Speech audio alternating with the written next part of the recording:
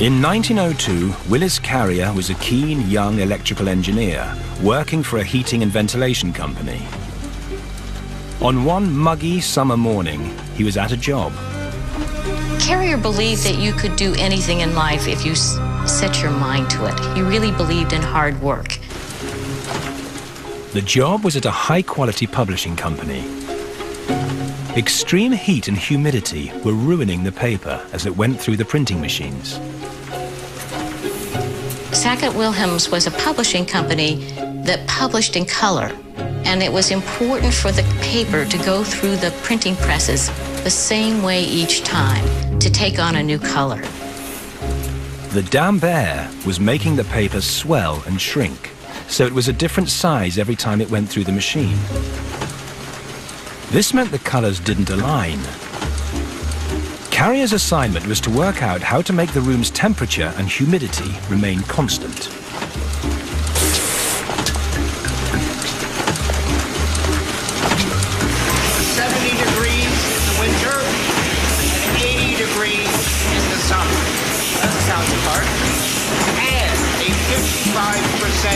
Humidity level at all times. Good luck.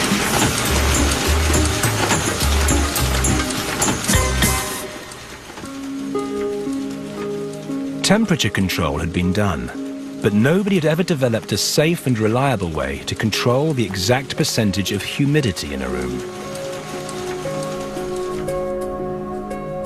Carrier became obsessed about how to make a room less humid without making it too dry.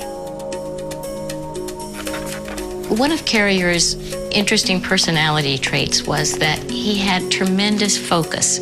When he was thinking of an engineering problem, he couldn't be distracted by anything else. That meant that he often forgot everyday details of life. And everyone had a story about Carrier's famous absent-mindedness. When he was thinking about engineering, he thought of nothing else. Once when he was traveling, he opened his suitcase to discover he had packed only one handkerchief and had nothing else in the suitcase.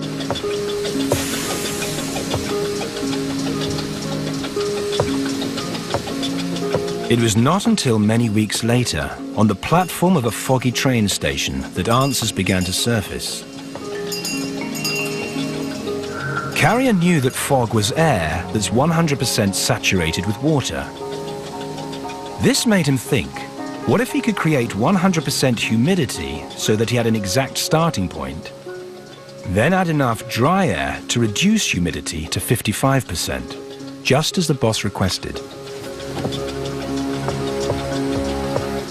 Carrier knew if he could recreate fog, he would have 100% saturated air. He would know precisely how much humidity he had, and he would have the basics to reproduce any relative humidity that he wanted. Carrier began to work on his theory. He built a box in which he could trap air and control what happened to it inside. He then gathered together a couple of fans, a garden sprayer, and heating coils.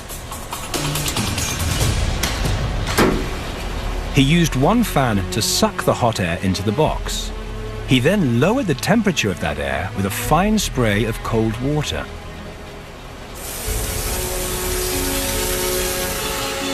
As the air passed through the water, it turned into fog. Carrier had now got 100% relative humidity. He then began reducing the level of humidity by adding a precise amount of dry air to the chamber, so as to reduce it to a relative humidity of 55%. Carrier then released that perfectly conditioned air into the printing room. His client was delighted with the result.